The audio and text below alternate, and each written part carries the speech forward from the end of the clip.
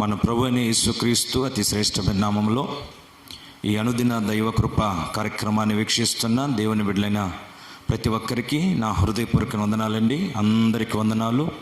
ఈ శుభవేళ కొద్ది నిమిషాలు దేవుని వాక్యాన్ని మనం ధ్యానం చేసుకుందాం. పరిశుద్ధ లేఖనం నుండి కీర్తనల గ్రంథం 11వ అధ్యాయము 7వ వచనాన్ని మనం చదువుకుందాం. యెహోవా నీతిమంతుడు, ఆయన నీతిని ప్రేమించువాడు, యథార్థవంతులు ఆయన ముఖ దర్శనము చేసెదరు. ప్రైజ్ ది లార్డ్, హల్లెలూయా. ఓ చక్కటి మాట ఇక్కడ రాయబడింది. దావీదు కీర్తన నుంచి ఈ వాక్యాన్ని ఈరోజు మనం ధ్యానం చేసుకోబోతున్నాం. ఈ వాక్యంలో రాయబడిన మాట ఏమిటంటే, మనం ఆరాధిస్తున్న దేవుడు నీతిమంతుడు. నీతిమంతుడు అనంటే న్యాయవంతుడు. న్యాయపరమైన అనుభవాల్లో మనందరినీ పరిపాలిస్తున్న దేవుడు. 17వ కీర్తనలో కూడా ఒక చక్కటి మాట రాయబడింది. 15వ వచనం చదివితే దావీదు భక్తుడు అంటాడు, నేనైతే నీతి గలవాడనే నీ ముఖ దర్శనము చేసేదను. నేను మేలుకొనినప్పుడు నీ స్వరూప దర్శనముతో నా ఆశను తీర్చుకొందును. నేను మేలుకొనినప్పుడు నీ ముఖ దర్శనములోనే నా ఆశలన్నీ తీర్చుకుంటాను. ఈరోజు ప్రియ దేవుని బిడ్డలారా, దేవుని యొక్క ముఖ దర్శనం, ముఖ కాంతిలో నీ హృదయంలో ఉన్న ఆశలన్నీ తీర్చబడే రోజు ఈరోజు నీ కుటుంబాన్ని గురించి ఏ ఆశలు పెట్టుకున్నావో, నీ ఆర్థిక వ్యవస్థల గురించి ఏ ఆశలు పెట్టుకున్నావో, నీ బిడ్డల గురించి ఏ ఆశలు కలిగి ఉన్నావో, మంచిగా చదివించాలని, చక్కటి వివాహాలు జరిపించాలని, ఒక మంచి ఇల్లు కట్టుకోవాలని, ఈ భూలోకం ఒక ప్రార్థన పరునిగా, భక్తి పరునిగా బ్రతకాలని, ఈ యాత్ర అంతట్లో పరిశుద్ధునిగా బ్రతికి ప్రభు రాబోతుండగా నీతి గలవాడిని ఆయన ఎదుర్కోవాలని, ఈరోజు నువ్వు ఏ ఆశలు కలిగి ఉన్నావో నాకు తెలియదు, కానీ నీ ఆశలన్నిటిని కూడా నా దేవుడు తప్పక నెరవేరుస్తాడు. అయితే ఈ రోజున ఆ నీతిని ప్రేమించే వ్యక్తిగా నువ్వు ఉండాలి. కారణం ఏంటంటే మన దేవుడు కూడా నీతిని ప్రేమించే దేవుడు. ఆయన నీతిని ప్రేమించాడు కనుక నువ్వు కూడా నీతిని ప్రేమిస్తున్న వ్యక్తివై ఉండాలి. ఆయన ఆకాశమందు ఉండి ఈ భూలోకములో నీతిగా నీ వెదికే ప్రజలు ఎవరైనా ఉన్నారేమోనని ఆయన కనుదృష్టి నిలిపి చూస్తూ ఉన్నాడంట, వారిని ఆశీర్వదించడానికి. నీతి కలిగిన వారు ఈ భూలోకములో వర్ధిల్లుతారు. ఆమేన్. చెప్దాం గట్టిగా, హల్లెలూయా. సరే, కొన్ని విషయాలు పరిశుద్ధ లేఖనము నుంచి మనం విందాం. నీతిని ప్రేమించేవారు అంటే ఎవరు? నీతిని ప్రేమించడం అంటే ఏమిటి? పరిశుద్ధ లేఖనములో బేతనియ గ్రామానికి ప్రభువైన యేసుక్రీస్తు పలుమార్లు వెళ్తూ ఉండేవారు. మార్త మొదటిగా ఆయన ఆ ప్రాంతానికి వచ్చినప్పుడు యేసు ప్రభుని పిలుచుకుని తన ఇంటికి తీసుకుని వెళ్ళింది. యేసు ప్రభు కుర్చీ ఎత్తి వేసింది, కానీ హడావుడిగా వెళ్ళిపోయి ఇంట్లో పనులన్నీ చేసుకుంటా ఉంది. అయితే మార్త సహోదరి మరియ ఉంది కదా, ఈ మరియ యేసు ప్రభు పాదాల యొద్ద కూర్చుని ఆయన బోధ వినుచుండెను. ఈలోపు మార్త అంటది, అయ్యా, నా సహోదరి నన్ను విడిచి అక్కడ కూర్చునుంది, నీకు చింతలేదా? నాకు సహకరించమని చెప్పు అని యేసు ప్రభుతో చెప్తుంది మార్త. అప్పుడు యేసు ప్రభు అన్న మాట ఏమిటి తెలుసా? మార్త, మార్త, నీవు అనేకమైన పనుల మీద పనులు పెట్టుకుని విచారము కలిగి ఉన్నావు, కానీ మరియ ఉత్తమమైన దానిని ఏర్పాటు చేసుకుంది. ఆమె పొందుకున్నది ఆమె యొద్ద నుంచి ఎవడు తీసివేయలేడు. ప్రైజ్ ది లార్డ్, హల్లెలూయా. అనేకమైన పనులు పెట్టుకుని చింతపడుతుంది. అనేకమైన పనులు అంటే, ఇప్పుడు పాస్టర్ గారు యేసయ్య ఇంటికి వచ్చాడు. ఇప్పుడు ఆ ఉద్దేశం ఏంటంటే, హడావుడిగా ఒక టీ పెట్టించేసి, లేకపోతే కొంచెం భోజనం వండి పెట్టేసేసి, అయ్యగారు ఇక ప్రార్థన చేయండి, నాకు చాలా పనులు ఉన్నాయి హడావుడిగా అని ప్రార్థన చేసుకుని, ఇక ఏదో పనులు, ఇంకేం పనులు పెట్టుకుందో తెలియదు. ఏ షాపింగ్కి వెళ్ళాలో, ఏ ముసలి ముచ్చట్లకి వెళ్ళాలో, ఇంకా ఏ ప్రోగ్రాంలు పెట్టుకుందో తెలీదు మార్త. ప్రభు అంటారు, నువ్వు అనేకమైన పనులు పెట్టుకుని ఉన్నావు కనుక నీకు విచారాలు ఎక్కువయ్యాయి. ఈరోజు నీ కుటుంబాల విచారాల కారణం ఏంటంటే, ఉత్తమమైన దాని దగ్గరికి, న్యాయ సంబంధమైన బోధ, దేవుని వాక్యము కొరకు కనిపెట్టుకుని దేవుని పాదాల దగ్గర నువ్వు కూర్చోవట్లేదు. నీతిని ప్రేమించే వారు దేవుని పాదాల దగ్గర కూర్చుని దేవుని యొక్క మాటలు వింటారు. ప్రభు అంటారు కదా, మొదట నా నీతిని, నా రాజ్యముని వెతకండి. మీరు దేని గురించి చింతపడవద్దు. ఏమి తిందామా, ఏం తాగుదామా, ఏం వస్త్రాలు కట్టుకుందామా, ఎటు వెళదాం, ఏం సంపాదం, దాని గురించి చింతపడొద్దు.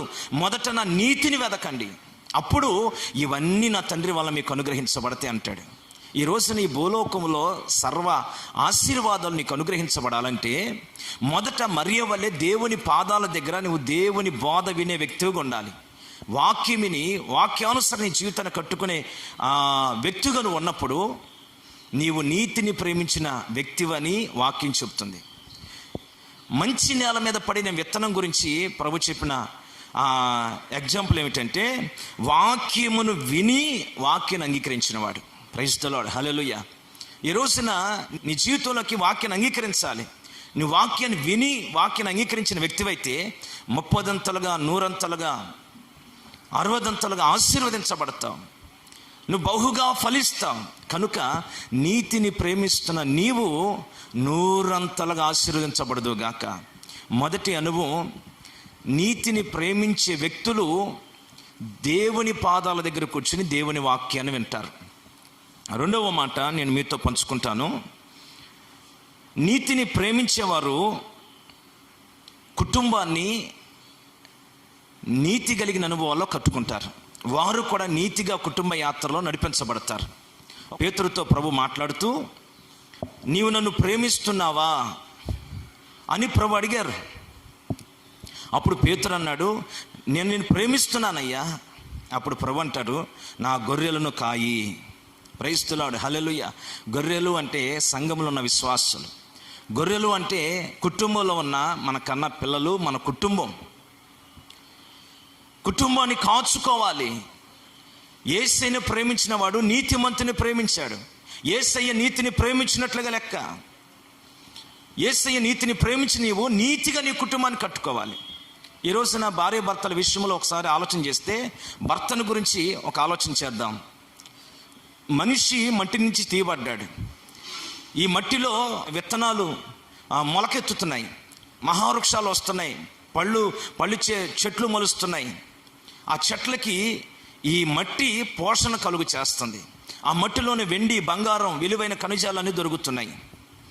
ఒకటి మట్టి పోషణ ఇస్తుంది, రెండవది మట్టిలో విలువైనవన్నీ బయటకు వస్తున్నాయి. మట్టి అంటే మన శరీరం. మట్టిలో సృష్టించబడిన ఈ నరుడు అంటే ఒక కుటుంబానికి యజమానుగున్న నీవు నీ కుటుంబాన్ని పోషించుకున్న వ్యక్తిగా ఉండాలి. నీ ఎదుటిన్న సమాజంలో నీ ఒక విలువ కలిగిన వ్యక్తిగా నీ జీవితాన్ని కాపాడుకోవాలి. నీ భార్యని ప్రేమించే వ్యక్తిగా ఉండాలి. ఈ రోజున చాలామందిని మనం గమనించినప్పుడు, తినడానికి తిండి లేదంట, మీసాలకు సంపంగి నూనె, హల్లెలూయా. తెల్లటి బట్టలేస్తాడు, ఇస్త్రీ నలగదు, మీసాలు ఉన్నగా దూకుంటాడు. ఎప్పుడు చూసినా 10 మందితో కలిసి తిరుగుతూ ఉంటాడు.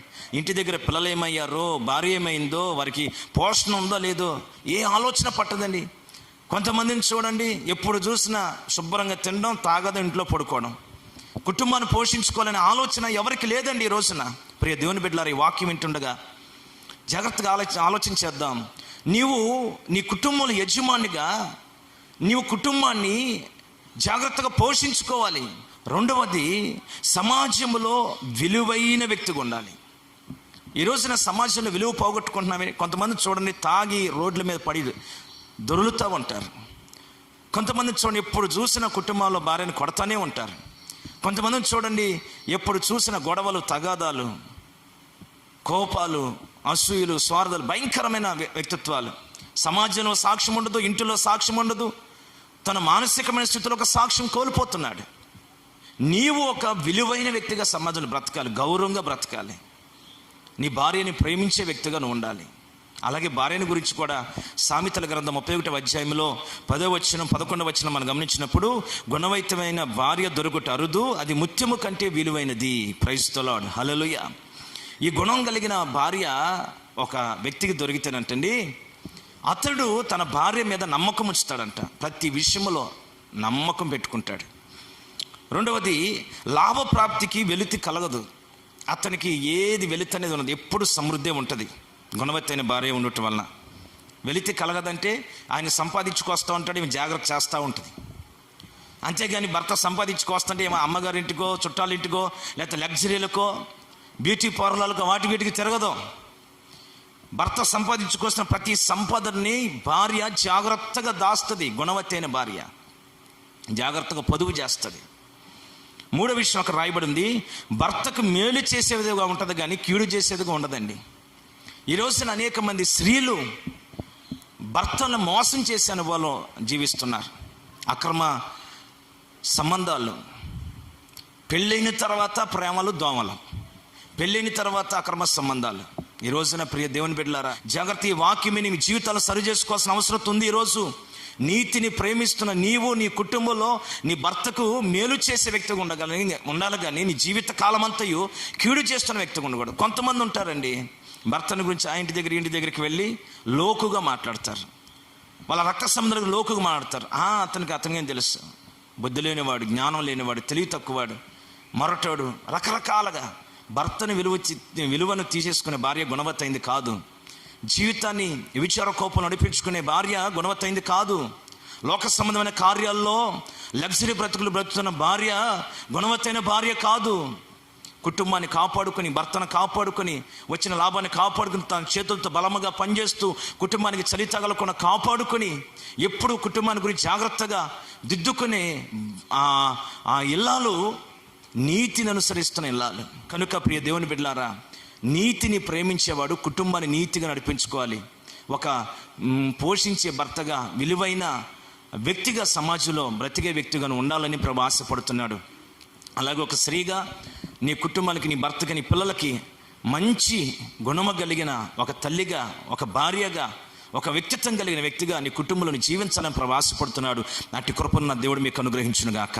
ఆమేన్. Praise the lord. హల్లెలూయా.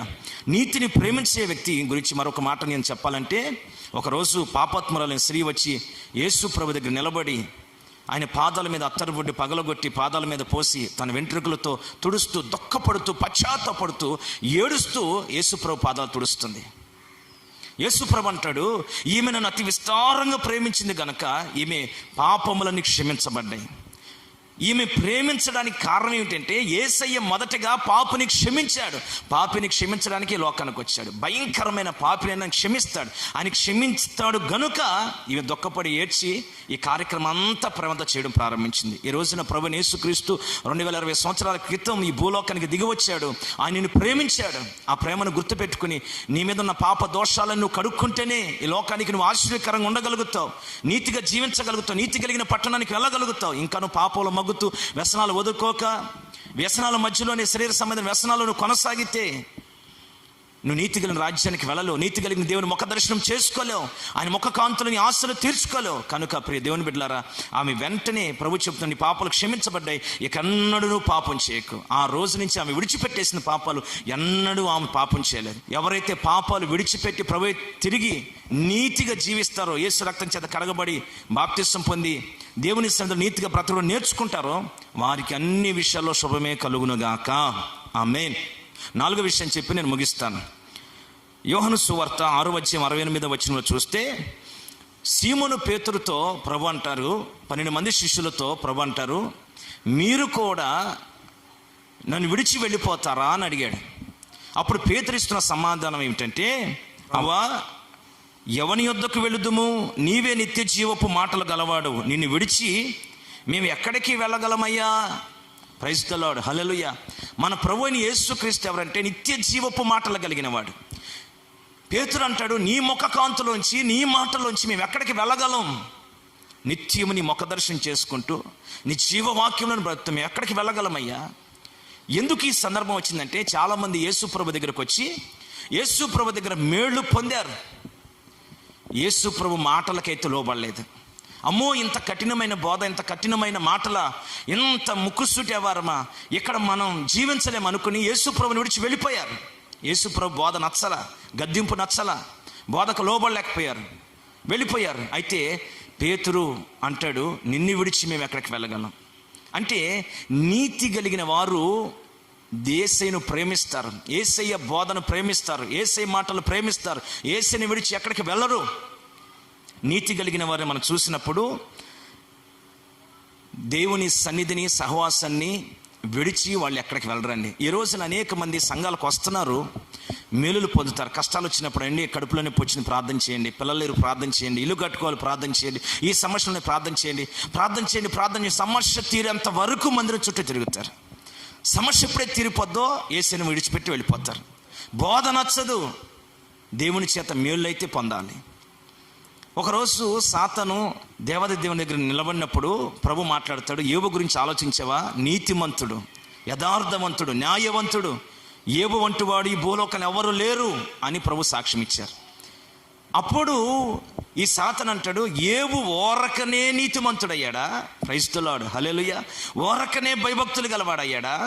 సాతాను యొక్క ఉద్దేశం ఏంటంటే, యోబు కలిగిన వారిని, యోబు కలిగిన ఆస్తిని నువ్వు కాపాడుతున్నావు గనక, అతని చేతి పనులు వర్ధిల్ల చేస్తున్నావు గనక, ఇంతగా దీవించావు గనక యోబుని ఎడల భక్తి చేస్తున్నాడు, నీ నీతిని ఫాలో అవుతున్నాడు, యథార్థంగా జీవిస్తున్నాడు. కానీ అంటే ఇప్పుడు సాతాను యొక్క ఉద్దేశం ఏంటంటే, నువ్వేదో మేలు చేస్తావని యోబు దగ్గర భక్తి చేస్తున్నాడు, నువ్వు దీవిస్తున్నావని భక్తి చేస్తున్నావు, నువ్వు ఆశీర్వదిస్తున్నావని భక్తి చేస్తున్నాడు, నీ దగ్గరకు వస్తే ఏదో కలుగుద్దని భక్తి చేస్తున్నాడు అని సాతాను యోబు మీద నిందమోపాడు. ప్రియ దేవుని బిడ్డలారా, ఈ వాక్యాన్ని గమనించండి. అప్పుడు ప్రభు అంటాడు, సరే చూడు యోబు సంగతి అన్నప్పుడు ఆ సాతాను వచ్చి యోబు కుటుంబాన్ని పాడు చేసేసాడు, పిల్లల్ని చంపేశాడు, ఆస్తులు పాడు చేసేసాడు. యోబు ఎవరు లేని ఒంటరి వాడైపోయాడు.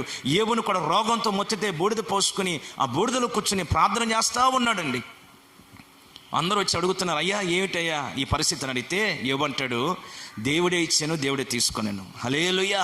అంటే ఇప్పుడు యోబును ఆ సందర్భంలో పరీక్షించినప్పుడు సాతాను దేవుని దగ్గర సవాలు చేశాడు. యోబు ఓరకనే నీతిమంతుడయ్యాడా? ఓరకనే నీతిని ఫాలో అవుతాడు, నువ్వు ఆశీర్వదిస్తున్నావు గనక వాడిని యందు భయభక్తులు చూపించాడు.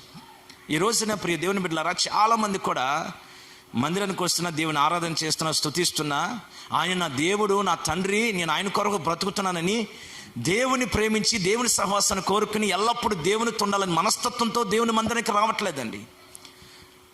నేను దేవునితో జీవించాలని, దేవుని బిడ్డగా బ్రతకాలి, పరిశుద్ధంగా బ్రతకాలని తపన లేదు. ఏదైనా ఇస్తే వస్తున్నారు, ఆయన ఇవ్వకపోతే వెళ్ళిపోతున్నారు. నిజమైన భక్తి అనేది యోబు చేసిన భక్తి. అన్ని పోయినా నా ప్రభువే నాకు కావాలన్నాడు. ఈ కనులతో నా దేవుని యొక్క ముఖ దర్శనం చేసుకుంటాను, నా విమోచకుని కనులారా నేను చూస్తాను, నా నీతిమంతుని నేను చూస్తాను, ఆయన నాకు న్యాయం చేస్తాడు. ప్రైజ్ ది లార్డ్, హల్లెలూయా. అంటే ఇప్పుడు యోబు యొక్క మనసు ఏమిటంటే, యోబు చేస్తున్న భక్తిని మనం చూసినప్పుడు దేవుడు ఆశీర్వదిస్తున్నాడని, మేలులు చేస్తున్నాడని భక్తి చేయట్లేదు యోబు హృదయంలో ఏముందో తెలుసా? దేవుని యందు భయభక్తులు, దేవుని గౌరవిస్తాడు, దేవుడే తన సర్వస్వంగా భావించాడు, దేవునితోనే జీవించడం నేర్చుకున్నాడు. నేను చనిపోయిన నా దేవుని ముఖాన్ని చూడాలనుకున్నాడు. ఆయన భక్తిలో ఏది ఆశించి భక్తి చేయలేదండి, దేవుని నీతిని నెరవేర్చిన యోబుకు కనిపిస్తున్నాడు.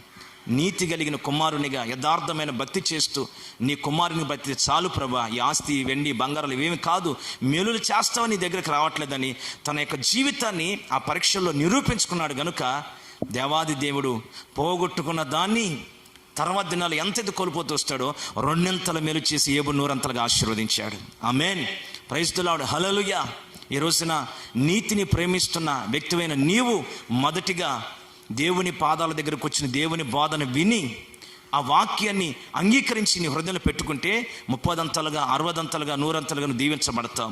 మొదట నీతిని, ఆ రాజ్యాన్ని వెతకడం ప్రారంభిస్తే ఈ భూలోకంలో సమస్తం నా దేవుడు నీకు అనుగ్రహిస్తాడు. రెండవది, నీతి కలిగి నీ కుటుంబాన్ని నీతి కలిగిన మార్గాల్లో పవిత్రంగా ఒక భర్తగా ఎలా నడుచుకోవాలో దేవుడు చెప్పాడు, ఒక భార్యగా నువ్వు ఎలా జీవించాలో చెప్పాడు. ఆ విధానంలో నువ్వు నడుచుకుంటే నీతిని ప్రేమించిన వ్యక్తివి. నీ కుటుంబం సర్వ సమృద్ధితో ఏ కొదవ లేకుండా ఇప్పుడు నీ కుటుంబం ఈ లోకంలో గొప్ప గౌరవాన్ని పొందుతుంది, బహుగా దీవించబడుతుంది, పరలోక రాజ్యాన్ని కూడా అర్హులుగా మార్చబడతారు. దేవుని సన్నిధిలో నీతిని ప్రేమించడం అంటే పాపాన్ని పూర్తిగా విడిచిపెట్టి ఆయన క్షమించే దేవుడని గుర్తెరిగి ఆయన దగ్గర క్షమాపణ కోరుకొని ఇకన్నడూ నువ్వు పాపం చేయకుండా పాపాన్ని విడిచిపెట్టి నీ జీవితాన్ని నువ్వు కట్టుకొని నీతి కలిగిన న్యాయ విధుల్లో బ్రతకడానికి నువ్వు ఎప్పుడైతే ఇష్టపడతావో నీ ప్రతి అడుగులో కూడా, ప్రతి క్షణము కూడా నా దేవుడు నీకు శుభమే కలుగు చేస్తాడు. నాలుగవది, ఆయన నీతి కలిగిన వాడని, ఆయన బోధ నీతి కలిగిందని ఆయన విడిచి నువ్వు వెళ్లకుండా ఆయన సహవాసాన్ని, ఆయన యొక్క సన్నిధిని ప్రేమిస్తూ ఆయనతో బ్రతికితే చాలు నా జీవితం అని అనుకుని ఒక నిజమైన భక్తి పరుని ఎప్పుడైతే జీవిస్తావో యోబులాగా నా దేవుడు నువ్వు ఎన్ని కోల్పోతున్నావో కోల్పోయిన సమస్తాన్ని కూడా తిరిగి నా దేవుడు ఇస్తాడు. ఇప్పటి వరకు ఎంత నష్టపోయావో అన్నిటినీ కూడా నా దేవుడు తిరిగి నీకు అనుగ్రహిస్తాడు. రెండింతల మేలు చేసి నిన్ను, నీ కుటుంబాన్ని, నీ బిడ్డల్ని బహుగా దీవిస్తాడు. ఆమేన్. శబ్దం గట్టిగా హల్లెలూయా. ఈ వాక్యాన్ని దేవుడు మన వెనుకలో స్థిరపరిచి ఆశీర్వదించునుగాక. తలలు వంచండి, ప్రార్థన చేసుకుందాం. ప్రేమగల తండ్రి, ప్రభువానికి స్తోత్రం నాయనా. నీ నీతిని ప్రేమించేవారు యథార్థవంతులని, వారు నీ ముఖ దర్శనం చేసుకుంటారని చెప్పారు. వారు ఆశలు తీర్చబడితేనే లేఖనం ద్వారా మేము చదువుతూ వచ్చాం. నీతిని ప్రేమించేవాడు నీ పాదాల దగ్గర కూర్చుని బోధ వింటాడని, 30దంతలుగా 60దంతలుగా 100ంతలుగా దీవించబడతారని మీరు చెప్పారు. నీతిని ప్రేమించిన వాడు కుటుంబాన్ని నీతి కలిగిన మార్గాల్లో కట్టుకుంటారని, వారి జీవితాల విధంగా కట్టుకుని భార్యాభర్తలు ఒకరి ఒకరు నమ్మకత్వం కలిగి జీవించి వారి కుటుంబాలని సర్వ సమృద్ధులకు నడిపించుకొని ఓ పవిత్రంగా కట్టుకుంటారని వాక్యం ద్వారా మీరు మాట్లాడారు. నీతిని ప్రేమించిన వారు పాపాన్ని విడిచిపెట్టి నీతి కలిగిన మార్గాలకు జీవితాన్ని కట్టుకొని మీ రక్తం చేత కడగబడి నమ్మి బాప్తిసం పొంది పవిత్రంగా బ్రతుకుతారని, వారికి నిత్యము శుభమే కలుగుతుందని మీరు మాట్లాడుతూ వచ్చారు. నీతి కలిగిన వారు నీ సహవాసాన్ని, సన్నిధిని ప్రేమించి విడిచిపెట్టకుండా కాచుకుంటారని, ఆస్తి పోయినా, అంతస్తులు పోయినా, వెండి బంగారాలు పోయినా, లాభం కలిగినా కలగకపోయినా నీ ఎడల భయభక్తులు కలిగి ఒక యథార్థమైన భక్తి చేస్తారని యోబును బట్టి మీరు మాట్లాడుతూ వచ్చారు. ఈ రోజున నిజమే ప్రభా, అనేకులు అవసరతల కొరకు వచ్చి అవసరం తీరిపోయిన తర్వాత వెళ్ళిపోతున్నారు. నీ బోధ నచ్చట్లేదు ప్రభా. కానీ విన్న వాక్యాన్ని బట్టి పేతురు నిర్ణయం చేసుకున్నట్లుగా ఈరోజు అనేక మంది ఈ కార్యక్రమం ద్వారా ప్రార్థన చేసుకుంటూ ఉన్నారు. నిజమైన భక్తి లాభం కలిగినప్పుడు కాదు, మిమ్మల్ని సేవించి మిమ్మల్ని పూజించి నమ్మకంగా మీ సహవాసన కొనసాగడమనే విషయాన్ని మీరు తెలియపరిచారు కనుక అందుని బట్టి స్తుతిస్తున్నాను. అలాంటి భక్తి ఈ కార్యక్రమం చూస్తున్న ప్రతి ఒక్క బిడ్డ చేయనట్లుగా కృపను అనుగ్రహించండి ప్రభువా. ఈ మాటలు విన్న ప్రతి కుటుంబాన్ని పేరు పేరున ఆశీర్వదించి నీతి కలిగిన మార్గాలు నడిచి నీ ముఖ దర్శనం చేసుకుని బహుగా దీవించబడాలి, ఆశీర్వదించబడాలి. ఆరోగ్యం, నెమ్మది, క్షేమం, సంతోష సమాధానం కలుగు చేసి నీ సన్నిధిలో ఉన్న సంపూర్ణమైన మేలు చేత నింపి ఘనత, మహిమ, ప్రభావాలు మీరు పొందుకున్నామని యేసు పరిశుద్ధ నామములో ప్రార్థన చేసి స్తుతించి వేడుచున్నాము తండ్రి. ఆమేన్, ఆమేన్. Praise the lord. హల్లెలూయా. అందరికీ నా హృదయపూర్వక వందనాలు.